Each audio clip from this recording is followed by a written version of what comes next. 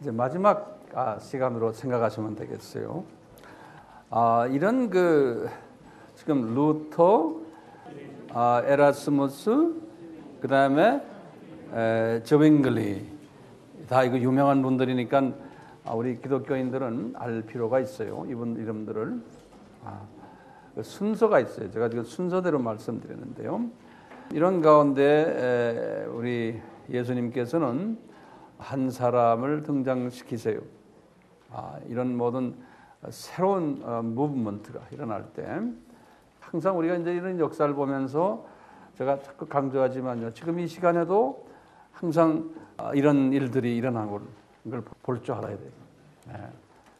그 유명한 존 칼빈이 칼빈을 등장시키세요. 칼빈은 1509년에서 1564년 이분은 프랑스 사람이에요. 프랑스 사람인데 주로 스위스 제네바에서 사역을 했던 분. 그래서 이제 이분에 대한 이야기는 많지만요. 오늘 내가 시간이 많지 않으니까 깊이 이야기하지는 않고요. 이분이 블란스 사람이지만 주님께서 젊은 나이에 스위스로 보내게 했어요. 왜냐하면 이분이 블란스에서 이제 자기가 깨달은 칼빈주의를 이야기를 하니까 그분들이 받아주질 않는 거예요. 고향에서. 왜냐하면 블란스는 로마 카톨릭이 가장 강한 나라 중에 하나예요. 이분도 다 로마 카톨릭 출신이고요. 그래서 이분이 자기 전에 있는 그 루터의 신학을 보니까 루터는 그렇게 용감하고 로마 카톨릭을 변화시키려는 일을 시작한 사람이지만 그분의 신학 중에서 딱 두 가지만 이야기하는 거예요. 솔라 스크립트라, 솔라 피데. 이것만 이야기하고 똑같이 이분이 보니까 이분의 그 성만찬 보면 성례전 말하는 그 공제설도 마음에 안 들고 변화하기는 변화해야 되는데 로마 카톨릭 교회를 떠나서 변화를 시켜야 되는데 이분의 입장에서는 루터도 별로 마음에 안 들고 저윙글리도 이분이 말하는 기억하라 하는 그것보다는 이 칼빈 생각은 상징이다, 심볼이다라고 이제 이분은 믿었던 거예요.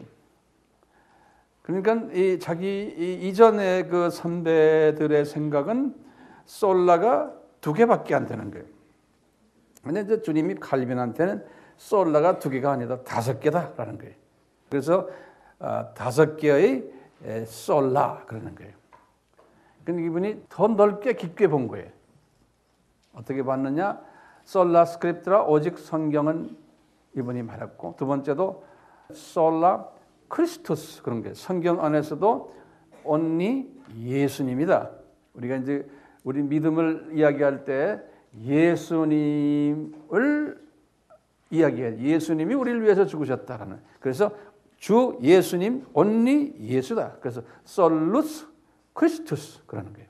솔루스 크리스투스. 그리고 이분이요 솔라 피데를 이야기한 거예요. 믿음이다. 그러니까 예수님을 믿는 사람이 하나님 앞에 간다라고는 저 사람에게 간다는 이야기 똑같아요.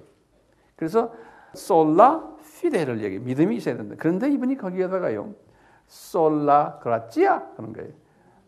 only 은혜다. 다시 말하면요, 그리스도를 내 구주로고 믿는 그 믿음이 어디에서 나온다? 은혜를 받아야지만 그 믿음이 나온다는 거예요. 예? 그래서 에베소서 2장 8절과 9절 말씀을 인용하는 거예요. 그래서 은혜를 강조하는 거예요. 솔라 그라치아. 그러면서 이분이 우리 모두 이렇게 해서 하나님의 자녀가 됐지만 이렇게 돼서 목적이 뭐냐?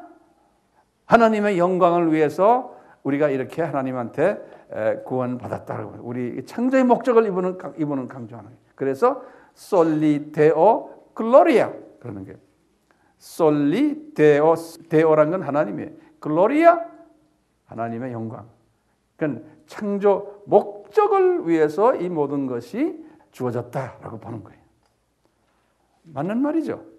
그러니까 이 칼빈이 유명한 것이 이 칼빈이 이 모든 그 전 선배들의 사상을 종합해 가지고 주님이 자기에게 주신 걸 더 거기다 에딩을 한 거예요. 부가를 시킨 거예요. 그래서 이게 완전한 솔라가 돼버린 거예요. 이런 가운데요. 여기 이제 칼빈주의가 소위 튤립이라는 거 있었죠. 튤립. 우리 다 공부했으니까 제가 칠판에 안 적어도 되겠죠? 적어 드릴까요? 예, 튤립이라고요. 예, 튤립이라는 게 T가 뭐예요? 토탈, 그 다음에 디프라비티 그래요. 이 토탈 디프라비티라는 말은 발음하기도 좀 쉽지 않지만 이거는 인간은 완전 부패라는 거예요. 인간 자체가, 인간의 자유의지가 부패가 아니고요. 인간 자체가 완전 부패한 존재다. 그러니까 스스로 구원받을 수 없다는 거예요. 스스로. 그러니까 하나님의 도움이 절대적으로 필요하다. 하나님의 은혜가 필요하다. 아까 펠라기우스는 뭐예요? 인간의 자유의지가 부패되가 있다는 거예요. 그러니까 자유의지만 다시 고치면은 스스로 구원받을 수 있다 하는 거하고 개념이 달라요. 그 다음에 U는 뭐예요? Unconditional election. 그런 게. 이건 뭐예요? Unconditional한 게 뭐예요? 무조건적 선택 이런 말이에요. 그러니까 하나님의 자녀는 내가 잘나서가 아니고 하나님이 조건 없이 일방적으로 선택하신다는 거예요. 그리고는 L은 limited atonement 그래요. 이 limited이라는 것은 제한됐다는 소리예요. atonement는 그러니까 속죄를 쓰는 이 성서적인 단어인데요. 그러니까 제한된 속죄라는 소리. 이 말은 무슨 말이냐면요. 속죄받는 사람은 제한되어 있다는 거예요. 제한된 사람들만 속죄받는다는 거예요. 모든 인류가 다가 아니라는 거예요. 그 다음에 I죠. I는 irresistible grace 그래요. 이거는 irresistible면 저항한다는 소리예요. 예, 저항할 수 없는 은혜라는 소리. I가 R이 두 개예요. irresistible grace 그래요. 여기 우리 한국 사람들 발음하기가 힘들어요. R은 우리가 발음이 힘들어요. 그냥 한번 ir 할 때는요. 입천장을 안 붙이는 게 R은 irresistible. 하나님이 속죄를 받기 위해서 선택한 그분들에게는 일방적으로 은혜를 베푼다는 거예요. 그러니까 그 은혜가 올 때 내가 밀어내지를 못한다는 거예요. 그냥 오는 은혜를 내가 밀어내지를 못한다는 거예요. 그러니까 주님이 이 칼빈한 사람한테는 이분이 상당히 브릴리언트한 사람이에요. 이 지적으로.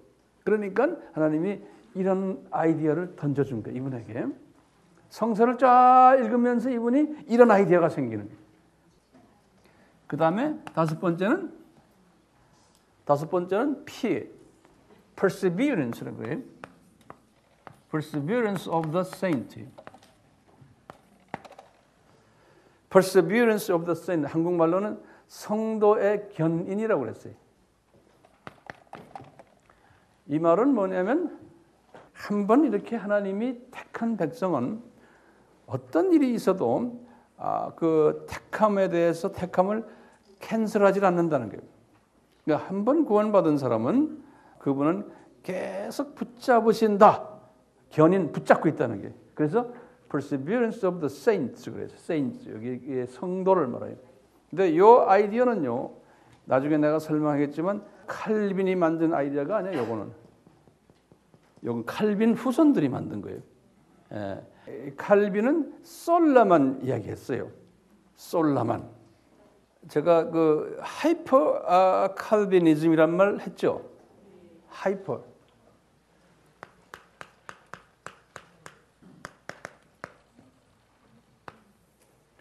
하이퍼 칼비니즘이라고 했어요.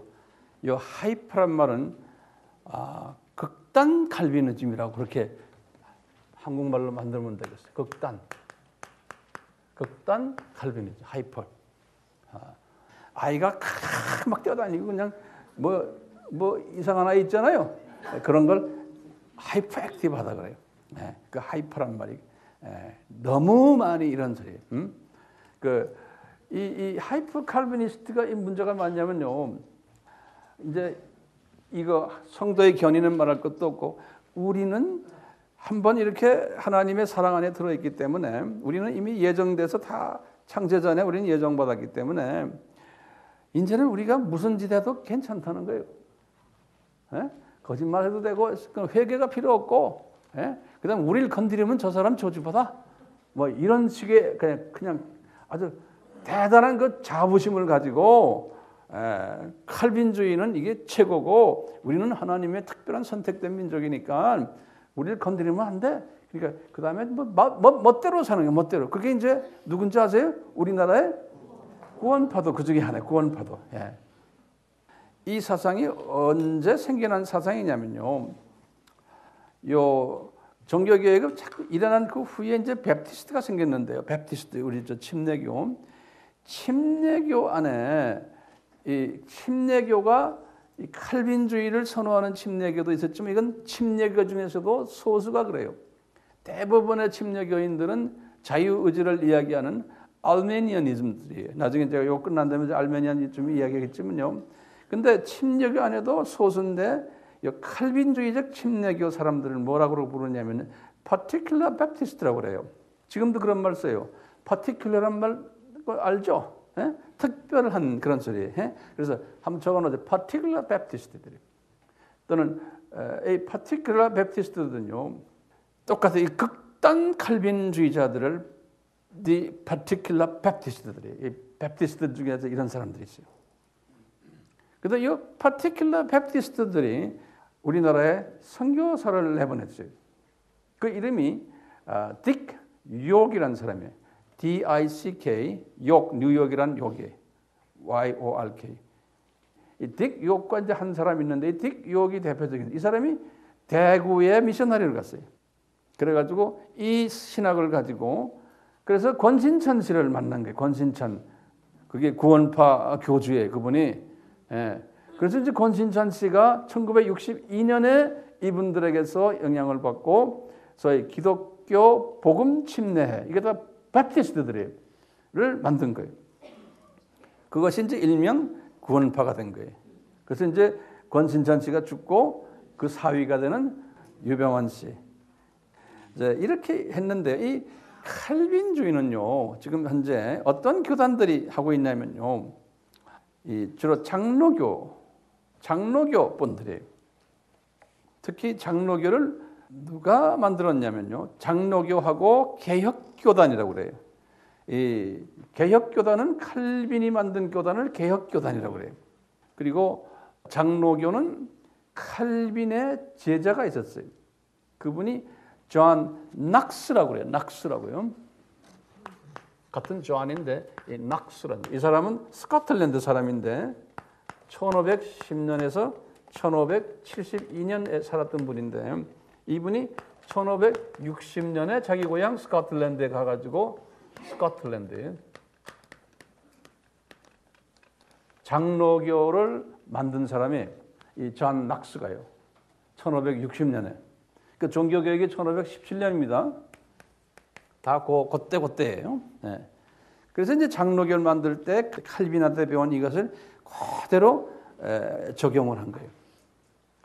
그래서 이제 그 칼빈주의 스코틀랜드 사람들이 이제 미국으로 건너가 가지고 미국에 이제 장로교 퍼뜨리고 이제 그 중에 이제 한국에 온 장로교인들, 우리나라에 지금 온 그 미셔너리들 보니까 우리나라 그 교회사를 보면요, 한번 적어보세요. 미국의 북장로교라는 교파가 있고요, 같은 장로교인데 또 남장로교라는 교파가 있어요. 그리고 오스트랄리아의 호주 장로교회가 있었고요. 그리고 카나다의 장로교가 있어요. 이 네 장로교가 다 교단이 달라요. 이 사람들이 한국에 미셔너리를 보내가지고 미셔너리들이 일을 할 때요. 북장로교 이분들은 저 평양 쪽에 아마 가 있었단 말이에요. 남장로교 분들도 평양 이 밑으로 경기도 이렇게 있었고 이 호주 장로교 쪽은 남쪽 경상도 전라도 쪽에 있었던 것 같아요. 그리고 이제 카나다 장로교가 함경도 쪽에 있었어요. 요분들이 이제 우리나라의 지금의 기장이든 기독교 장로교 있죠? 그 대학교 이름이 뭐죠? 한신대학교. 예, 여기 요 카나다 장로교 출신들이. 여기 이제 그 목사님 이름이 뭐죠? 김재준 목사님.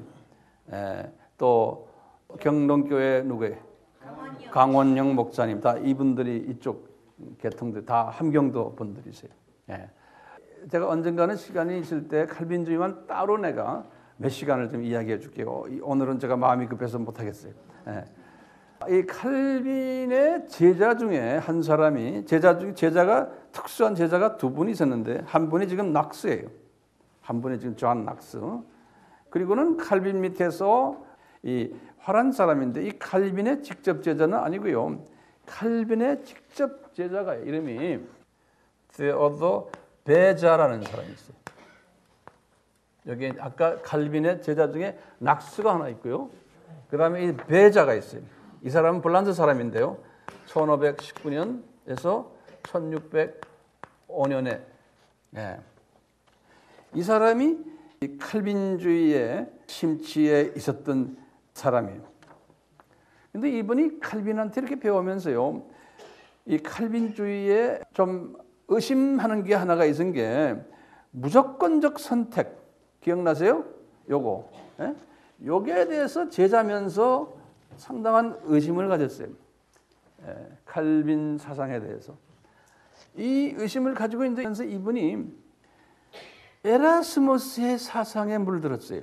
우리 에라스무스 알죠, 이제요? 예. 에라스무스의 자유의지 사상에 물들어갖고 자기 선생님의 그 사상에 약간 반기를 들기 시작해요. 그러다가 그 정도만 하다가 죽었어요. 요 1605년에. 자, 그런데 이분의 제자가 있어요. 요 베자의 제자예요. 이분의 제자가 알미니우스예요. 이 제임스 알미니우스예요. 이 사람 칼빈만큼 유명한 사람이에요. 아르미니우스. 예, 이 사람이 화란 사람이에요. 1560년에서 1609년 분이에요. 여기 보면 대강 알겠죠? 자, 요 알미니우스가 요 베자의 제자예요. 예? 이 알미니우스가 이름은 제임스라고 그러는데요. 이 사람은 화란 사람이에요. 이 사람이 칼빈주의를 아주 적극 반대하는 사람으로 나타난 거예요.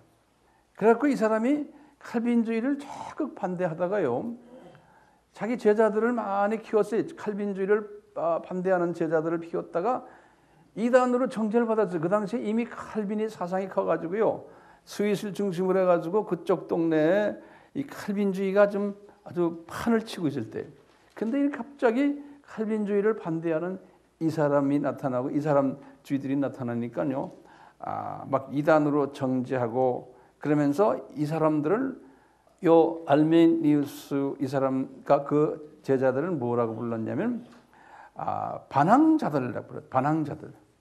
제가 이제 문헌을 보니까 그런 단어를 썼어요. 레몬스트란트라고요. 그 반항이란 반항자들. 그러다가 이제 나중에 이제 알메니우스는 죽었어요. 죽고는 그 후손들이, 영적 후손들이 이 자기 선생의 신학을 발전시킨 거예요. 발전시키니까 이제 사람들이 뭐라고 불렀냐면 저 사람들의 가르침이 알메니안주의다 이렇게 이제 말한 거예요. 그래서 알메니안이즘, 알메니안주의 이렇게 나오는 거예요. 자, 이 알메니안주의 사람들이 칼빈주의의 이 사람들에 대해서 강한 반대 의식을 나타냈어요. 그게 다 자유의지 사상이 이분들에게 들어요. 인간의 자유의지에 관한 쪽은 이 칼빈주의는 인간의 자유의지가 그렇게 영향을 주지 않는 사상이에요. 저기는요. 저쪽은 자유의지 자체도 하나님의 장중에서 움직인다라고 보는 쪽이고요. 이제 이쪽에서 이 사상들은 뭐냐? 인간이 자유의지를 책임 있게 발동해야 된다고 보는 거예요. 요 두 개념 이해가 되시겠죠? 여기서 큰 차이가 있는 거예요. 네. 그래서 이분들은 칼빈주의자가 잘못됐다. 그래가지고 이 제자들이 누구의 제자에 알미니우스는 죽고 알미니우스의 제자들이 5가지의 강령을 만들었어요. 이분들이 만든 강령이요. 여기 제가 드릴게요. 이 알메니언주의자들이 만든 5가지 강령이 있어요. 5대 강령이. 제가 영어로 쓸게요. 먼저요. 똑같이 total depravity. total depravity는 한국말은 뭐예요? 인간 완전 부패예요. 이분들이요. 이 완전 부패를 어떻게 봤냐면 펠라기우스의 스타일로 봤어요. 뭐냐? 인간이 부패가 아니고 자유의지가 부패했다고 본 거예요. 이분들이. 그러니까 이제 칼빈주의 사람들은 뭐냐? You are semi-Pelagianist 그런다고요. 그러니까 당신은 펠라기안주의에 물든 사람이다. 오늘날도 그런 단어를 써요. 예, 자유의지를 너무 강조하면 펠라기아니즘이네. 예, 이렇게 그냥 할 때 여러분들이 조금 분위기를 좀 이해가 될 거예요. 좀 있으면 봐요. 두 번째 보시면 컨디셔널 일렉션이에요. 그건 조건적 선택이에요. 선택이에요. 저쪽은 무조건적이죠. 그렇죠? 예. 이 조건적 선택은 뭐냐면요. 인간의 자유의지를 발동해서요. 하나님의 구원 계획에 동의할 때 이들을 이 조건으로 선택한다는 거예요.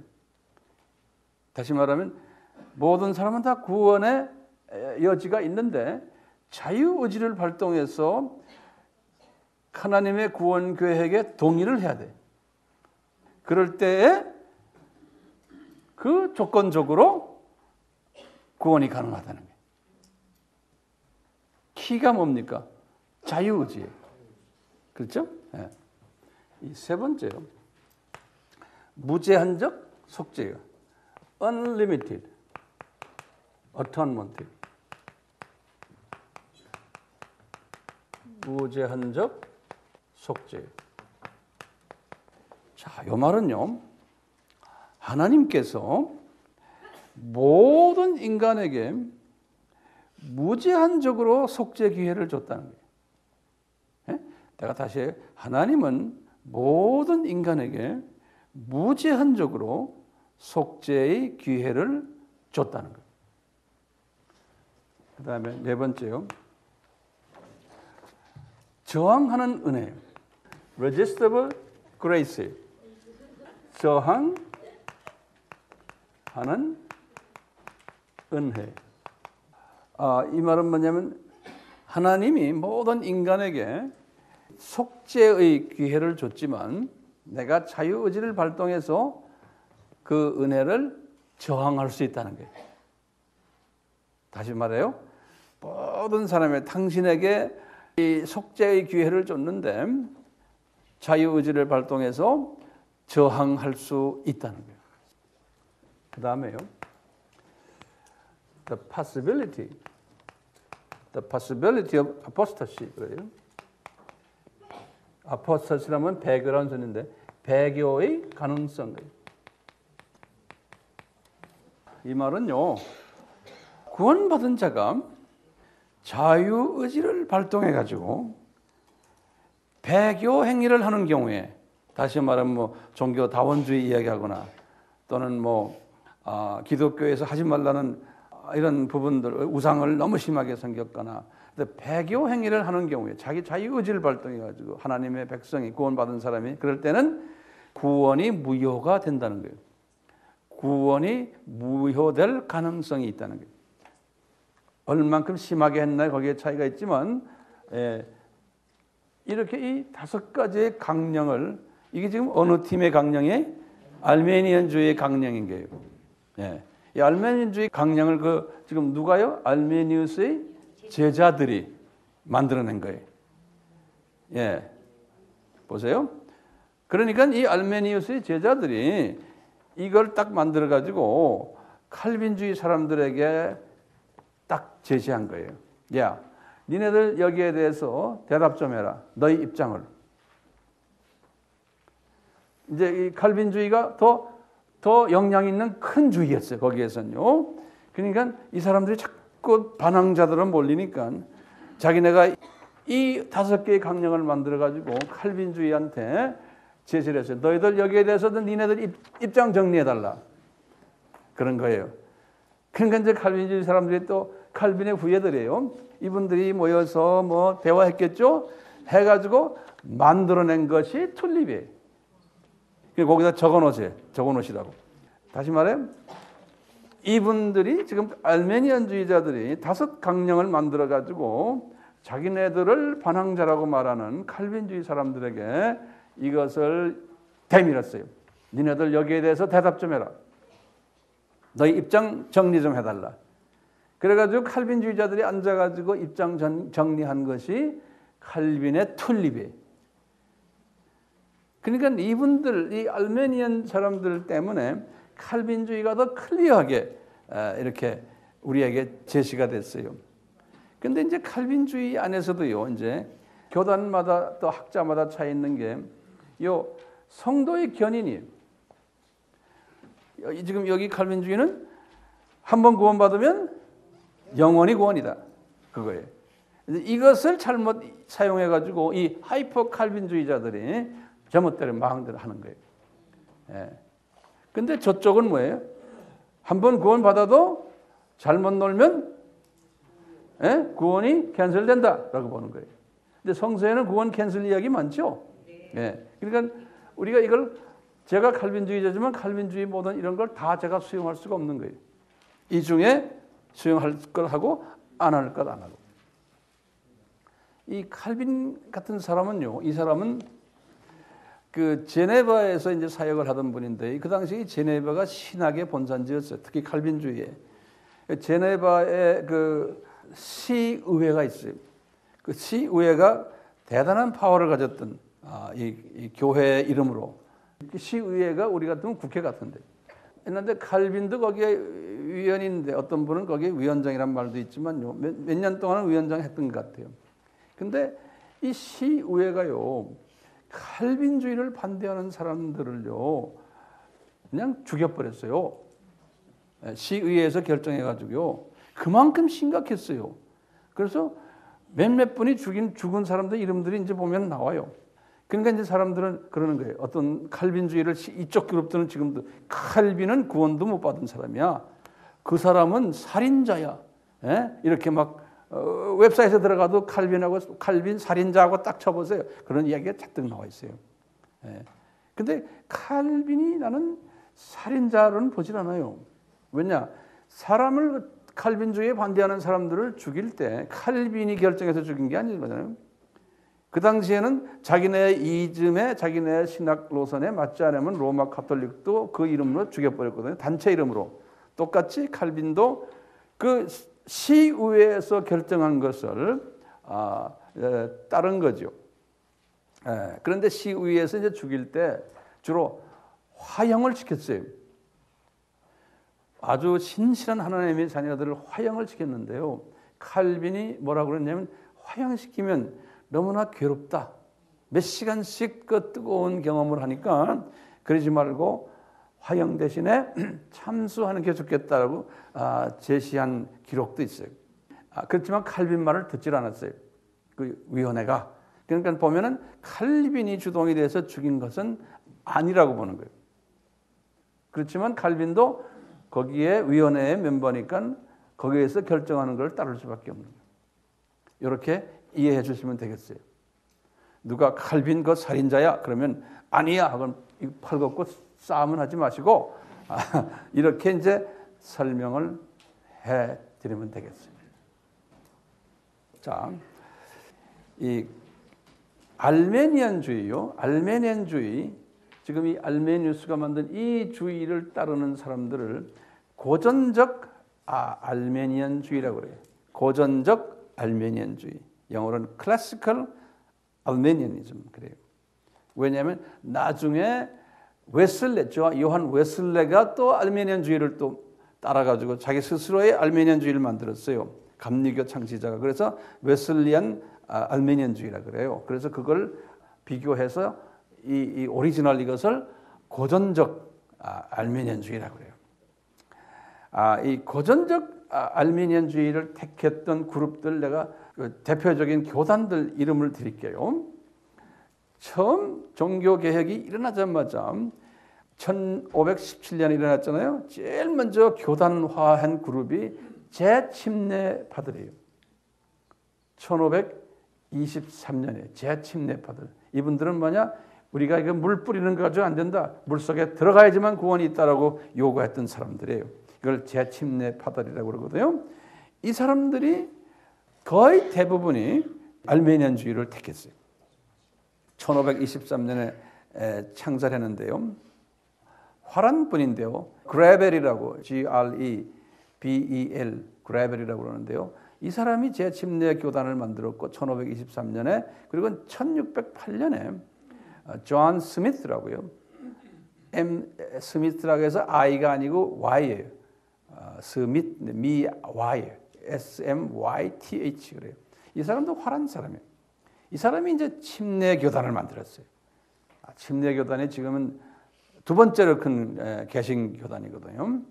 이 침례 교단을 만드는데 이 침례 교단 안에 두 그룹이 나타난 거예요.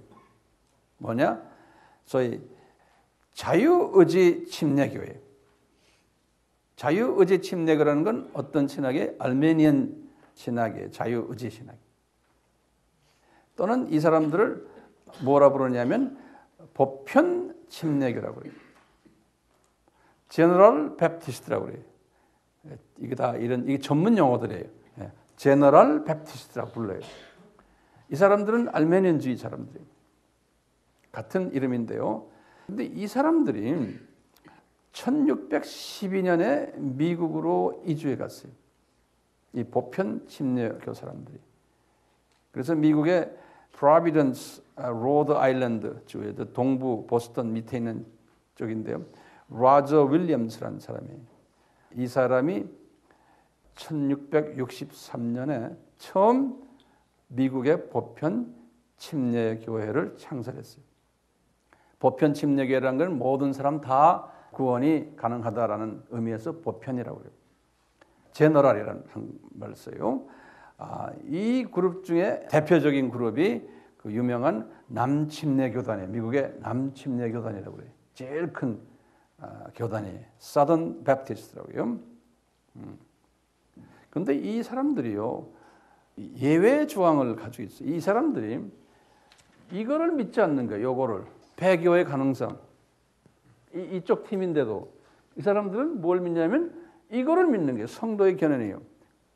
그러니까 이게 혼돈스러운 거예요. 사던 베프티스트, 미국의 베프티스트들이 한 번 구원받으면 이거는 캔슬이 안 된다는 이런 걸 가지고 있는 보편 베프티스트들이 있어요.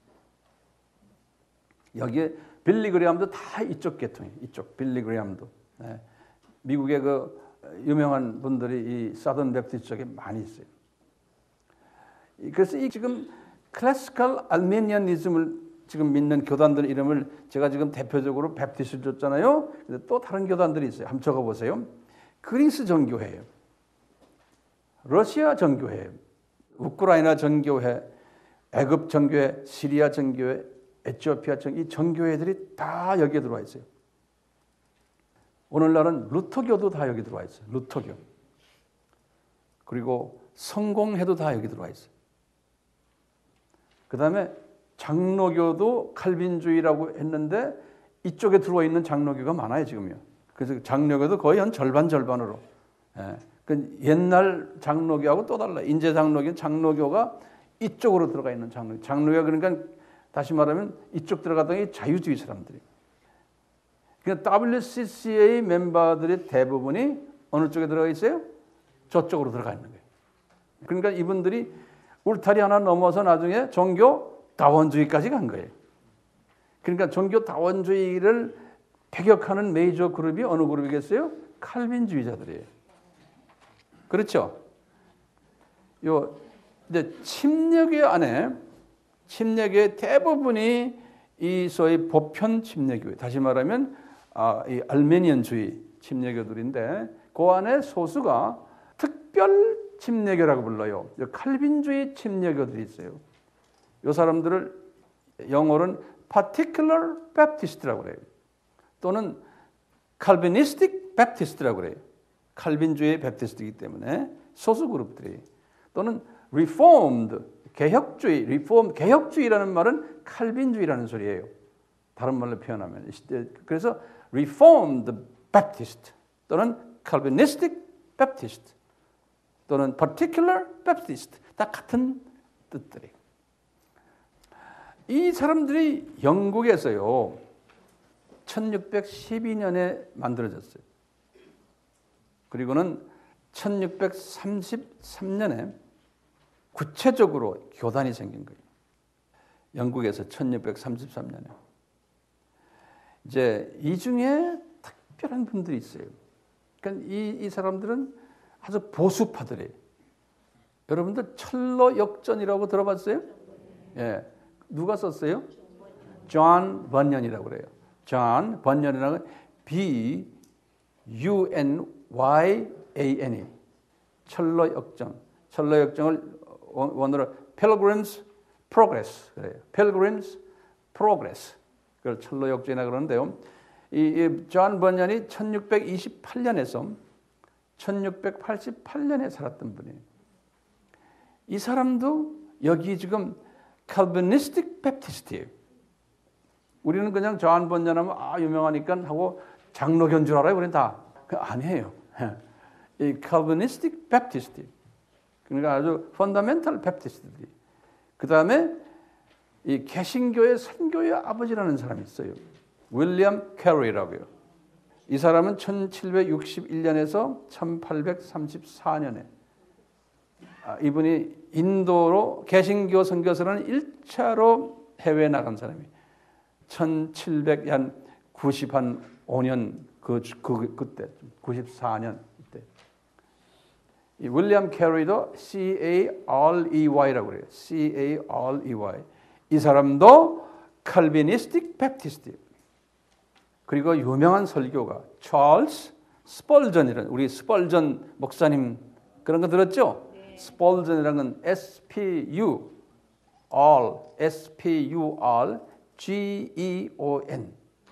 S-P-U-R-G-E-O-N 스펄전 1834년에서 1892년 이때까지 살았던 분은 이분들 다 특별한 베프티스트인데 이분들이 particular 베프티스트란 말이 뭐예요? 요 칼빈주의 베프티스트 사람들. 근데 베프티스트는 대부분이 무슨 주의라고 그랬어요? 알메니언주의. 예. 자, 이런 가운데 존 웨슬리가 태어난 거예요. 웨슬리가요.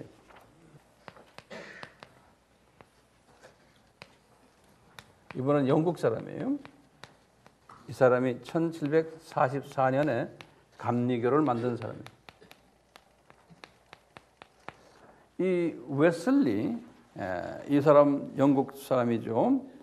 이분이 아주 경건주의를 아주 강조했던 사람이에요. 근데 이 사람도 알메니언주의 사람이에요. 알메니언주의 사람이에요. 알메니언주의 사람인데 이분이 알메니언주의의 이 알메니언주의의 몇몇 강령을 동의하지 않은 부분이 있었어요. 뭐냐면 첫째요, 요 unlimited atonement, 무제한적 atonement 속죄 있죠. 여기에서요 웨슬리는 뭐라고 그러냐면 이 오리지널 클래시컬 알메니언주의 사람들은 어떻게 그걸 해석했냐면 이렇게 해석했어요. 형벌 대체론이, 다시 이게 무슨 말이냐면요, 예수님이 지금 속죄를 할 때, 속죄 이야기할 때 예수님이 우리가 받을 형벌을 예수님이 대신 지셨다라는 개념에서의 속죄를 이야기를 해요. 그 형벌 속죄론이 요 전통적인 클래시컬 알메니안 사람들은 그렇게 믿어요. 우리 죄를 이분이 대신 지어주셨다라는. 그런데 이제 웨슬리는 그것을 해석을 그런 식으로 안 하고요. 웨슬리는 하나님을 사랑이라는 차원에서요. 하나님이 죄를 미워하시는 분이기 때문에 우리를 속죄해 주셨다. 이렇게 보는 거예요. 개념이 약간 다르죠. 하나님은 우리의 죄를 미워하시니까 우리 죄를 없애버리셨다. 이렇게 보는 거예요. 형벌 대체론보다. 사랑의 하나님 쪽으로 이 웨슬리가 보는 거예요. 그 다음에 이제요, 배교의 가능성에 대해서도 해석이 조금 다른 게 서로가. 이 오리지널 고전적 사람들은요, 구원이 캔슬이 가능해요? 예, 가능하죠. 어떨 때 가능하냐면 고전적 사람들이 볼 땐 그러는 거예요. 죄를 지어놓고 고백하지 않았을 때, 그리고 실제로 배교 행위를 사람들 보는 데서 했을 때, 그럴 때는 구원이 상실되고, 한번 구원 상실되면은 이분들이 회개를 해야 되는데 회개할 기회도 안 준다라고 본 거예요. 그래서 배교의 가능성, 배교 이쪽은 뭐예요? 꼭 잡아준다는 이야기 아니에요? 배교를 해도 잡아준다는 쪽이에요. 이쪽이요. 저기는 뭐예요?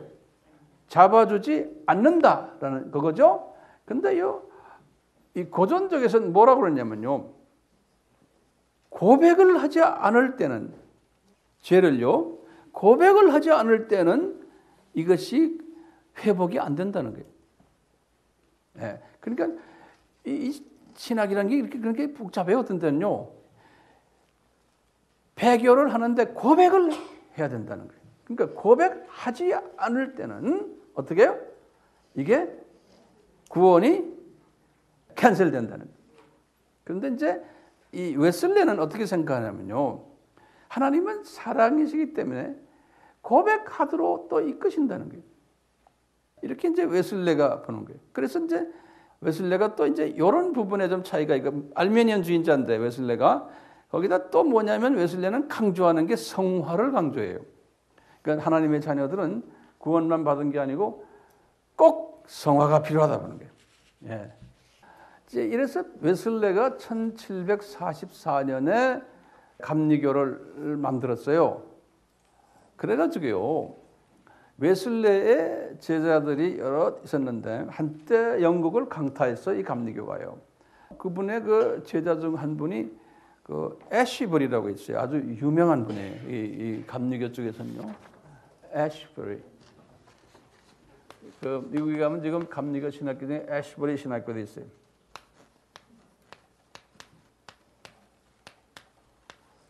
이 감리교에 대해서는 조금 알 필요가 있어요. 우리 감리교가 우리나라에도 강하게 있기 때문에.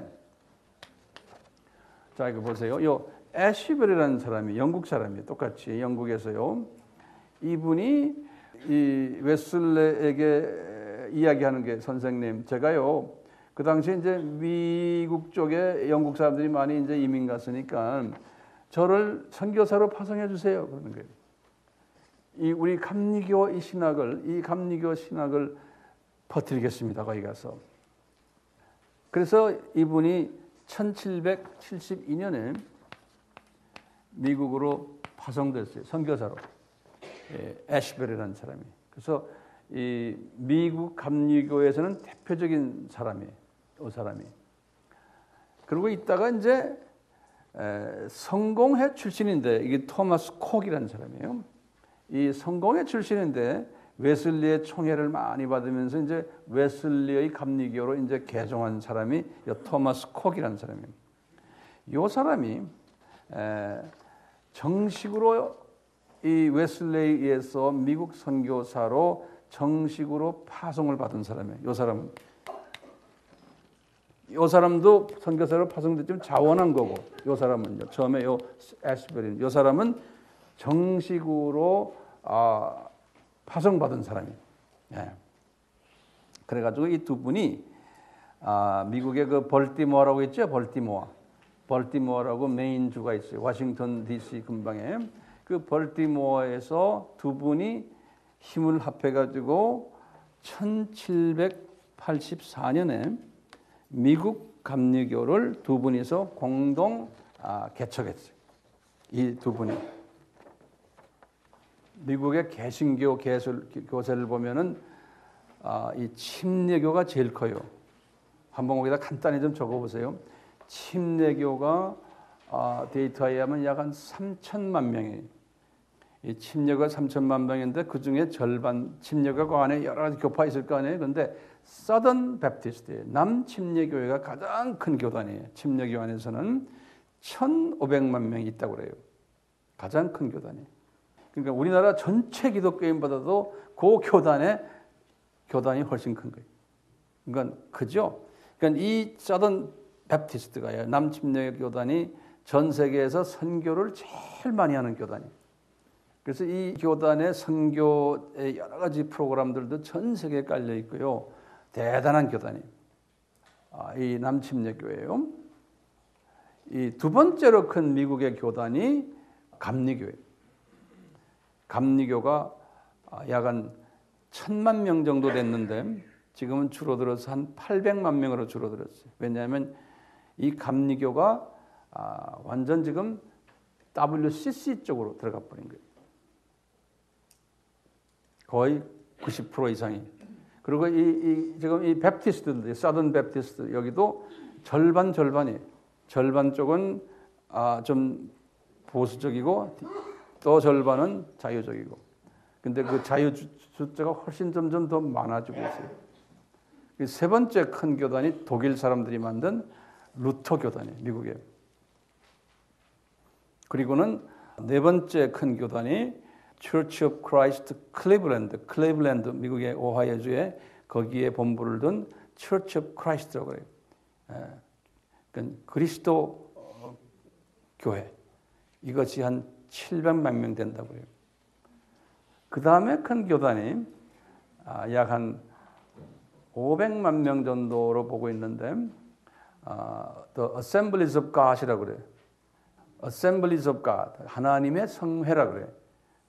그것이 AG라 그래가지고 이것이 우리나라의 순복음 계통의 교단이.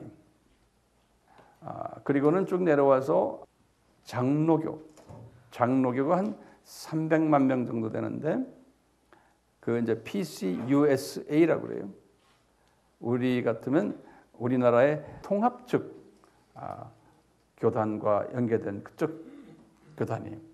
그 프린스턴 신학교, 또는 시카고의 맥코믹 신학교, 또 샌프란시스코 신학교, 이런 신학교들이 이쪽 계통의 신학교들. 이런 걸 아셔야 되는 게 이런 학교들이 다 지금 자유주의로 변해버린 거예요. 한 며칠 전에 웬 장로교 목사님이 저를 찾아왔어요. 찾아와서 하시는 말씀이 목사님 자기 아들이 목사인데 그분도 목사님이신데 아들이 목사인데 이분은 통합적의 그 장신 나왔대요. 아들도 그렇고 미국 신학교에 유학을 보내려고 그러는데 웬 분이 목사님을 찾아가서 좀 조언을 들어라 그런다는 거예요. 그래서 저를 찾아왔어요. 그래서 이제 이런 얘기 저런 얘기 하다가 어느 신학교에 지금 입학 원서를 받았는데 거기를 가도 됩니까 그러는 거예요. 그래서 이렇게 보니까 감리교 계통 신학교인데 내가 이름은 안 드리겠어요. 아주 종교다원주의가 대표적으로 강한 학교예요. 그래서 그런 자유주의 학교인데 그래도 보낼래요? 그러니까 아이고 안 보내겠어요. 그러더라고요. 그러니까 이게 알아야 되는 거예요. 모르고 아들놈 보냈다가 큰 낭패를 당하거든요. 네. 마침 주님께서 그 사람은 난 모르는 사람인데 이렇게 찾아온 것만 해도 특별한 뜻이 계신 것 같아요. 그래서 안 보내겠대요. 네. 알았습니다. 그랬어요. 자, 제가 이제 결론적인 말씀을 좀 드리겠습니다. 지금 오늘날 지금 제가 말씀드리는 이 칼빈주의와 알메니언주의 또 웨슬리안주의 이 대큰 이념이 신학 이념이 이 세 그룹이 있는 거예요. 그렇지만 이 웨슬리안주의는 감리교나 또는 나사렛 교단이라고 그래요. 이 웨슬리안주의 교단은 많지가 않아요. 감리교, 그 다음에 나사렛 교단, 그 다음에 뭐가 있냐면 우리의 성결교회, 우리나라의 성결교는 우리나라의 자생교단이 그 교단들만 웨슬리안주의죠. 나머지는 웨슬리안주의가 많지가 않아요. 그러니까 웨슬리안 하면 감리교를 보시면 돼. 전 세계에서 다. 그런데 이 웨슬리안도 지금 자유주의로 들어가 버리고 종교다원주의 다 인정하고 또 이쪽에 알메니안주의 쪽 사람들 뭐라고 그랬어요? 다 WCC에 들어가 있는 정교회부터 시작해서 다 그쪽으로 다 넘어가 버렸어요. 그러다 보니까 이 WCC the other side에 있는 WEA라고 그러잖아요. 이쪽 사람들은 어떤 분들인가? 주로 칼빈주의 사상을 가진 장로교나 또는 장로교라고 해서 다 칼빈주의가 아니라고 그랬다고요. 그렇죠? 칼빈주의 사상을 가진 장로교나 또는 일부 파티큘러 베프티스트들이 다시 아주 소수의 베프티스트들이나 또는 인디펜던트 교단에 들어가지 않는 인디펜던트 그룹들 중에서 이쪽 이 칼빈주의를 선호하는 분들 그러면서 이제 WCC에 들어가지 않은 분들이 있어요. 예. 이렇게 해서 이제 크게 지금 두 그룹으로 나눠져 있는 거예요. 예. 근데 우리나라는 참 주님께서 은혜를 주셔서 칼빈주의를 선호하는 그러한 장로교가 우리나라에 이렇게 주정을 이루게 한 것은 주님의 크신 은혜 같아요. 근데 참 그 안에 또 누룩이 들어가기 시작한 거예요. 우리나라 장로교 안에도. 그래서 기장도 완전 저쪽 자유주의고, 왜냐하면 기장과 연결된 건 카나다 장로교인데 카나다 장로교는 완전히 자유주의거든요. 그렇죠. 지금 우리나라가 지금 장신도 프린스턴 신학교나 샌프란시스코 신학교나 맥코믹 신학교나 이쪽 계통과 연계되어 있기 때문에 그쪽으로 지금 가고 있는 거예요. 안 갈 수가 없는 거예요. 시간이 흘러가면 젊은 사람들이 거기에 유학생으로 가가지고 공부해서 배워서 와서 목회를 하거나 신학교에서 가르칠 때 자기가 배운 걸 가르치니까 시간이 되면 그렇게 됩니다. 우리나라의 감리교도 미국의 감리교가 다 그렇게 돼버렸기 때문에요. 우리나라의 감리교의 50대 이상의 목사님들은 복음주의고 아주 뜨겁지만 그 젊은 층으로 내려가면은 다 다원주의 그리고 이런 그 알메니안주의적이 강하고 또 이 웨슬리안 이쪽이 웨슬리안 사람들이니까요. 자유주의 이게 강하고. 그러니까 이 자유주의 강한 사람들은 뭐냐면은 이 사회 운동을 하는 거예요. 그러니까 뭐였죠? 우리나라에서 그 뭐 사회 운동하는 거 많잖아요. 예. 이런데 이분들이 들어가는 거예요. 왜냐? 이게 종교 다원주의까지 가면 어떻게 되냐면은 모든 종교는 다 갖고 다 우리 다 구원받는 사람들인데 소위 후천년주의 사상인 거예요. 후천년주의가 뭡니까? 우리가 이 세상을 저 세상화 시키자는 거예요. 저 세상이 따로 물리적으로 있는 게 아니고 이 세상을 저 세상화 시키자는 거예요. 그러니까 우리하고 이게 개념이 다른 거예요. 그게 이제 이 세상을 천국화 시키자는 거예요. 그러려면 전쟁을 없애야 된다. 평화를 추구해야 되니까 전쟁 없애는 방법 중에 가장 하나가 중요한 게 뭐냐면 국경 없애고 비자 없애고 한 정부를 만드는 거예요. One World Government. 그리고는 종교도 울타리 다 없애버리고 한 종교를 만들자는 거예요. 그러니까 모든 종교를 서로 인정해주고 서로가 브라더 시스터. 그러니까 한 하나님 제도를 만드는 거예요. 그리고는 그 하나님 밑에 다른 종교가 있지만 알고 보면 다 같은 하나님을 섬기는 형제 자매들이라는 개념이 이게 종교 다원주의예요. 이것은요 당연히 만들어야 되는 거예요. 왜? 이 세상을 천국화시키고 인간 존중을 위해서 전쟁을 하지 않고 이러기 위해서는 또 사람 살기 좋게 하기 위해서 공기도 좋게 만들어야 되고 또 녹색운동이라고 해서 여러 가지 지구를 깨끗하게 만들고 그러니까 이 온난화 문제도 이게 아니다. 그러니까 우리가 온난화 문제도 우리가 노력해서 바꾸자는 거예요. 예. 이런 모든 부분들을 천국화시키는 이 운동이 지금 이 기독교 안에서 이루는 기독교인들이 하는 거예요. 타종교 사람들은 이런 거 안 해요. 미국이나 유럽이나 우리나라는 다 기독교인들이 하고 있어요. 기독교인들이 주동이 돼가지고 이 누룩 운동을 하는 거예요. 우리가 예수님의 그 비유 중에서 보았어요. 이 누룩 이야기하면서 이 누룩을 누가 누룩을 만들어요? 한 여자가 그랬죠. 예? 그 여자는 뭐예요? 크리스천들이. 그대로 지금 누룩을 지금 만들고 있는 거예요. 예. 그래서 이 누룩이 엄청나게 커진다고 그랬잖아요.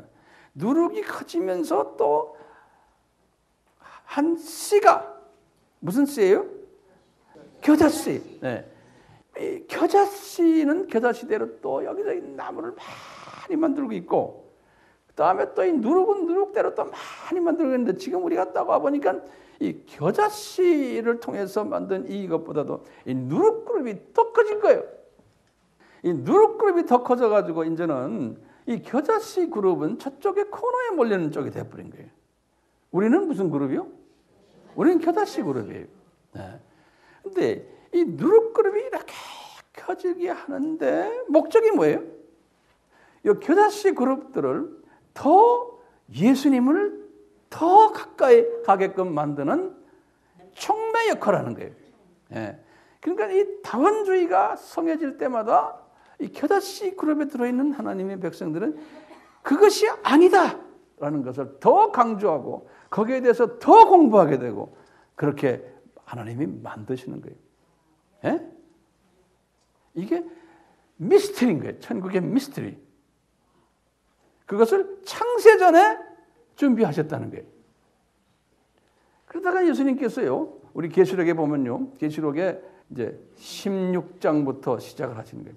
16장, 계시록 16장이 뭐냐면, 7 이제 그 접시가 내려오는 거예요. 7 접시. 그래서 이제 접시가 이제 첫 번째 접시, 두 번째 접시 쭉 가다가 이제 6장 마지막에 보면 마지막 7번째 접시가 이제 접시 재앙인데요. 접시란 말 알죠? 예, 대접. 아, 미안합니다. 제가 이게 영어로 하기 때문에 이게 자꾸 한국말을 내가 정확하게 안 되는 경우가 있어요. 그래서 그때 보면은 이 6번째 대접할 때 뭐가 나오냐면 아마게돈 전쟁이 나온다고 그랬어요. 아마게돈 전쟁. 그리고는 7 접시를 하면서 아마게돈 전쟁이 끝나면, 그러니까 7년 환란의 마지막 판 이야기하는 거예요. 그러면서 뭐가 나오냐면 이제 바벨론, 큰 성 바벨론이 무너지는 사건이 나와요. 그러니까 이 큰 성 바벨론을 우리가 뭐로 보냐? 이 종교다원주의적인, 종교적인 부분에서는 이 종교다원주의의 이 파워, 그 다음에 UN 파워, 정치적인, 경제적인 이 자본주의 이 파워, 이 돈을 우상화하는 이 모든 파워들이 이제 이 큰 성 바벨론을, 그래서 17장에 보면 큰 음녀다, 가증한 자의 엄이다, 이렇게 해서 표현하면서 이것이 마지막 무너지는 장면이 나와요. 네. 이제 주님께서 이 그룹들을 하나님의 사랑하는 사람들을 훈련시키기 위한 도구로 쓰셨다가 이제 누룩으로 만들어서 훈련시켜서 다 이제 때가 돼서 하나님의 때가 되면은 그것을 무너뜨려 버린다는 거예요. 그래서 이제 18장 마지막에 이제 끝을 무너지는 장면이 나오고 19장 들어오면서 예수님의 재림 장면에서 공중 혼인잔치 장면이 나와요. 19장에. 그러니까 우리가 지금 이런 시스템이 있는 이 상황 속에서 우리가 지금 살고 있는 거예요. 그러니까 주변에 다원주의가 이렇게 범람하고, 뭐 여러 가지 뭐 호모섹스 다 인정해주고, 그리고 뭐 다원주의가 나쁘다고 이야기하면 이제 우리나라도 곧 이제는 그런 말하면 잘못하면 우리가 법에 걸려요. 미국은 이미 그게 시작하고 있어요. 예. 기독교인들이 그러니까 예수님만 이래놓으면 예수님만 구원이 있다 말하면 미국에서는 이제는 목사들도 걸려 들어가요. 텍사스에서 얼마 전에 어느 목사님이 좀 그런 비슷한 이야기를 해서 그 사람 설교를 다시 정부에서 들어가지고 그 사람을 법적으로 고소를 해버렸어요. 지금 텍사스는 미국에서 가장 기독교가 강한 주인데도 그런 짓더라고요. 이 미국을 중심으로 해서 항상 전 세계가 이렇게 따라오거든요. 우리나라가 지금 급속도로 따라오고 있어요. 인권. 예를 들어서 이제 제가 여기 서서 호모는 안 된다. 그건 저주의 대상이다. 이제 그러면 지금은 괜찮지만 좀 있다가 경찰이 탁 와가지고 나를 딱 잡아갈 수 있어요. 이제 그럴 때가 곧 오는 거예요. 지금 세상은 그렇게 돌아가고 있어요. 자, 그러니까 제가 이제 한마디 말하면 우리가 이런 모든 이 하나님의 저 세상, 이 세상, 또 저 세상, 이 도표 생각나죠? 우리가 지금 이 큰 그림 속에서 이 독수리의 시각을 가지고요, 저 세상 보고 이 세상 보고 또 저 세상을 보는 연습을 이번에 좀 해봤어요. 예? 그러면서 지금 이 독수리 시각을 가지고 말이죠, 큰 그림을 그리다가 지금 제가 오늘은 우리가 좀 그 밑으로 내려와서 약간 근거리를 본 거예요. 이 세상에 좀 돌아가는 거예요. 거기에다가 이제 마지막으로요, 나를 딱 봐야 돼. 나를. 예? 그러면 내가 지금 이 역사 흐름 속에서 내가 지금 어디에 있느냐? 내가. 그리고 나는 어떤 존재냐? 내가 어떤 행동을 취해야 되느냐? 여기까지도 나를 한번 분석해 볼 필요가 있는 거예요. 이 분석에 도움을 주기 위해서 2박 3일 동안 이렇게 한번 해본 거예요, 제가. 평소에 하고 싶은 말을 좀 한번 2박 3일이니까 조금 정돈할 수 있는 기회가 시간이 있잖아요. 안 그러면 이렇게 시간을 안 주면 제가 쪼박쪼박밖에 이야기를 못 하니까. 그런데 아직도 한 이틀은 더 했으면 좋겠어요. 그렇지만 여기서 이제 끝나는 게 좋겠어요. 너무 많이 알면 또 안 되겠어요. 지금 주님 우리에게 이렇게 정리를 어느 정도 시켜준 것 감사하죠. 아멘. 예. 이제 앞으로 우리가 어떻게 살 것은, 세상이 어떻게 돌아갈 것은 이미 여러분들이 짐작 이미 했어요. 예. 같이 기도합시다. 예수님, 저희들에게 2박 3일을 통해서 이 독수리 시각을 주시니 감사합니다. 이제 이 독수리 시각이 멀리 보는 시각 외에도 중거리, 근거리, 현미경 시각까지도 우리에게 주셔서 우리가 이걸 마음껏 사물을 보고서 분석하고 평가하고 이해하고 이러한 능력을 가질 수 있도록 한 분 한 분 성령님 기름 부어 주시고, 우리가 이 독수리 시각을 가지고 우리가 이제 선교지에 나가서 많은 주님의 자녀들을 섬길 때 이 들은 것들을 내 거로 만들어서 이분들이 질문이 올 때 탁탁 대답해 주는 그러한 지혜자들로 만들 줄 저희들은 알고 있습니다. 그 목적으로 저희들이 이번에 이 훈련을 했사오니 주님 저희들 마음껏 사용해 주시고, 이 독수리 시각을 가졌을 때 내 주변에 있는 여러 가지 문제들, 나의 가정사의 문제들, 내 개인 문제들, 주님 이것을 소화할 수 있는, 내가 이것을 그냥 안을 수 있는, 이해할 수 있는 이러한 지혜자가 되기를 간절히 소원합니다. 우리를 그래서 주님 새로운 우리의 사고방식을 가지게 만드셔서 우리의 삶을 통해서 주님께서만 홀로 영광받아 주시옵소서. 이 모든 2박 3일의 이 내용들, 또 이 모든 환경들, 이 시간 주심 다 주님께서 우리에게 허락하셔서 주셨사오니 주님께서만 홀로 영광받아 주시옵소서. 예수님의 이름으로 기도드리옵나이다. 아멘. 제가 축도를 하고 끝내겠어요. 네.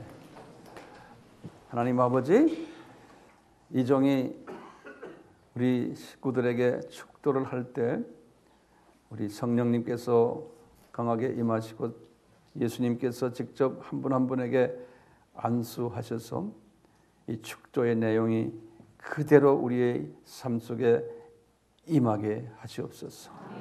지금 이 시간은 예수 그리스도의 무한하신 은혜가 임하게 하시고 하나님 아버지 사랑이 임하게 하시고 성령님의 간섭하심과 함께하심과 가르쳐 주심과 또 순종케 하심과 또 우리가 가르치는 능력과 이 모든 것들 계속해서 우리 모두에게 임하게 하셔서 주님의 영광만 나타내는 우리 자신이 되고 우리 교회가 되고 우리 모든 사역이 되도록 우리 간절히 기도하면서 예수님의 이름으로 축원하옵나이다.